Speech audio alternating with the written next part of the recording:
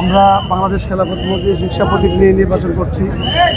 আমরা আগামী দিনে এই বাংলাদেশ কে সংস্কার করার জন্য নতুন বাংলাদেশের প্রত্যাশা আমরা করছি। আমরা সকলের কাছে একটা মেসেজ দিচ্ছি, আসুন সবাই আমরা নতুন বাংলাদেশ গড়ার জন্য আমরা সামনে এগিয়ে আসি।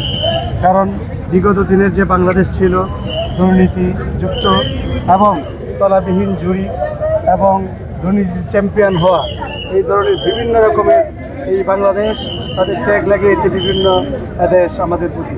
অর্থাৎ এই ট্যাগ থেকে আমরা বাংলাদেশকে উদ্ধার করতে চাই, বাংলাদেশকে একটা উন্নয়নশীল রাষ্ট্র করতে চাই, বাংলাদেশকে একটা নিরাপদ রাষ্ট্র করতে চাই, বাংলাদেশকে একটা উন্নতশীল রাষ্ট্র করতে চাই।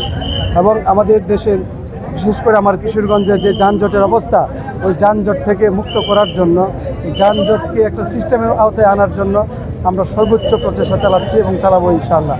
আল্লাহ তাআলা যদি আমাকে কবুল করে তাহলে ইনশাআল্লাহ সুম্মা ইনশাআল্লাহ আমরা কিশোরকে নিয়ে ভাববো। শুধু কথার জন্য কথা বলছি না, যে কথা বলে আমি মানুষের কাছে কমিটমেন্ট করলাম এরপরে চলে যাব ঢাকায়, এরপরে এলাকার খোঁজ নেব না, তা না। বরং আমরা প্রতিটি কথার আমরা বাস্তবায়ন করার জন্য উদ্যোগী হব। আমরা বিশেষ করে এই কিশোরগঞ্জের যানজট মুক্তির জন্য আমরা প্রকৌশলীদের সাথে কথা বলি রাস্তাটা কীভাবে করা যায়, কী সিস্টেমে করলে পরে আমরা যানজট থেকে মুক্তি পাইতে পারি। এই জন্য আমরা চেষ্টা চালাচ্ছি এবং আমরা ইনশাআল্লাহ যদি আল্লাহ তাআলা কবুল করে সেটা আমরা অবশ্যই করব।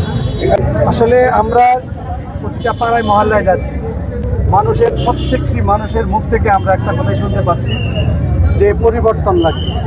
আমরা পুরাতন ব্যবস্থাপনায় আমরা যেতে চাই না।